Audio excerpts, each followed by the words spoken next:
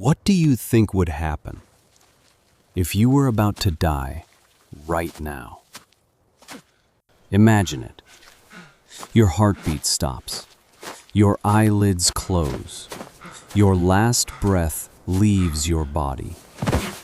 At this very moment, what do you think is really happening? Just simple darkness? An endless void? Or are you in a state you can't yet explain? Death is not a single moment as we imagine, but a process. When your heart stops, blood flow to the brain decreases. The brain is one of the hungriest organs in our body. Its reserves are very limited, yet its needs are far greater. 10 to 15 seconds after blood flow stops, loss of consciousness occurs. Within approximately 4 minutes, permanent brain damage increases significantly. But the real mystery lies in that final, magnificent response. The brain gives when the body gives up. Researchers at the University of Michigan published a very important study in 2023. They recorded the brain activity of dying patients, and what they found left the scientific world stunned. The brain wasn't shutting down, it was lighting up. This caused an extraordinary surge in electrical activity. Gamma waves, brain waves associated with dreams and deep focus, reached the highest levels ever recorded. This explained the feeling of wakefulness that many people who returned from clinical death reported. This feeling shows us that the saying, "My life flashed before my eyes," may not just be a metaphor. In those final seconds, your brain may literally be replaying your most important memories. But the real question is, what happens after this surge is over? Now let's look together at the most mysterious part. Near-death experiences. People from all around the world, from different cultures and religions, report similar things when they come to the threshold of death and return. And this isn't just a small group. In America alone, more than 17 million people say they have had a similar experience. The strangest part is this: Christian, Muslim, Jewish, Hindu, it doesn't matter. The accounts are nearly identical. Let's look at these experiences together. First comes the feeling of separation from the body. Then, floating upward, you watch the moments when doctors are intervening on you. Patients described medical instruments they could never have seen from their beds, sentences staff said to each other, objects left on shelves. When they came back, they described them one by one, correctly, time and again. Next, they spoke of a dark tunnel and a light at the end of it. Not a harsh or blinding kind of light. They described it more as warm, familiar, like a feeling of coming home. After that, they felt a presence and then wanted to embrace it with unconditional love. Many people recounted meeting deceased loved ones or beings made of light. Right after, they suddenly relived their entire life again, as if truly re-experiencing it. Not only their own feelings, but also every memory and emotion they made others feel. Think about every person you ever hurt, feeling exactly what they felt. Similarly, every person you made smile. The most famous of these stories, I think, happened in 1991. Her name was Pam Reynolds. She was a 35-year-old musician from Atlanta. A massive aneurysm was detected in her brainstem. If it ruptured, she would die instantly.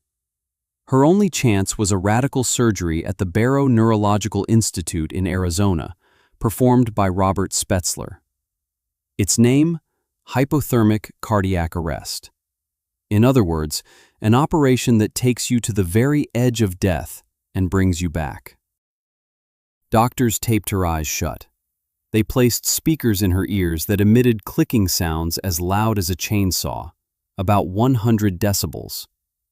They lowered her body temperature to 15 degrees and stopped her heart. They drained all the blood from her head. Then the EEG went flat. Medically, Pam Reynolds was now dead. After the surgery, she described floating above the table.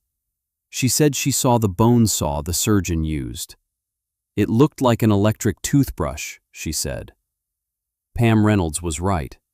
That instrument was a Midas Rex bone drill, and there was no way she could have known that. She recounted the conversations between the doctors one by one. She even knew details in the room that were physically impossible for her to see or hear. How do you think that's possible?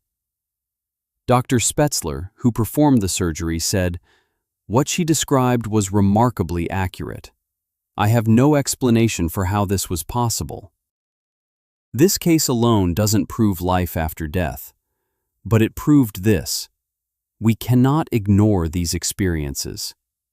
And there were many examples like Pam Reynolds. Science is not dismissing these experiences. It's trying to explain them. When the brain is deprived of oxygen, it can experience light, tunnel sensations, and a distortion of time. Fighter pilots under extreme G-forces report similar things. Some researchers believe dying brains release powerful chemicals. Intensive care drugs and sedatives can all create highly vivid mental experiences. This sounds pretty logical to me, but none of them were sufficient on their own. Because if this is just a malfunction of the brain, why was it so consistent and similar? Why did different people have similar experiences? Don't you think there's something strange going on here? What if the brain doesn't produce thought? What if the brain is just a receiver, like a television picking up a signal? Not the one generating the signal, but simply receiving it. Didn't this thought affect you too? Nobel Prize-winning physicist Dr. Roger Penrose and Dr. Stuart Hameroff from the University of Arizona say exactly this. The name of the theory they proposed is a bit complex, ORC-OR, but the idea itself was actually simple. Consciousness, that thing you call I, is not produced inside the brain. The brain is just a tool. True consciousness exists at a much deeper level, at the quantum level. This process may take place in tiny structures called microtubules inside nerve cells. This is exactly the part that keeps people up at night. Quantum information cannot be destroyed. This is a fundamental law of physics. It can change form, but it cannot be annihilated. So, if consciousness is quantum information, where does it go when the brain stops? According to Penrose and Hameroff, it doesn't vanish, it disperses. It merges with the fabric of the universe. You don't die. You simply become part of something greater. This theory is not proven, but it hasn't been disproven either. Let's remember together. The first law of thermodynamics states that energy cannot be created or destroyed. It only transforms. Your body runs on electrical energy. Your heart beats with it. Your neurons fire with it. Your thoughts are made of it. When the body dies, where does all that energy go? In 1907, a doctor named Dr. Duncan McDougall placed dying patients on a precise scale. He compared their weight before and after death. According to his claim, at the moment of death, the body became lighter by exactly 21 grams. Do you think this could be true? 21 grams, the weight of the soul. Today, science considers this experiment methodologically insufficient. The patient count was too small, there was no control group, and the measurements were disputed. But this experiment didn't change one thing. It only changed the question. Could there really be something that leaves the body? Every major religion in the world says yes. Science generally asks how. Religion asks why. Civilizations unaware of each other agree that there is life after death. In Christianity, the soul is judged, and it is believed that true life begins from that point onward. In Islam, death is not an end, but a transition. The soul enters an intermediate realm called Barzakh and awaits the day of judgment. In Judaism, a place where the dead go is spoken of. Some teachings even include the reincarnation of the soul. In Hinduism and Buddhism, life is a cycle. The soul is reborn according to its deeds. The goal is to break free from this cycle, to reach nirvana. Different religions and different cultures. But don't they all say there will be life after death?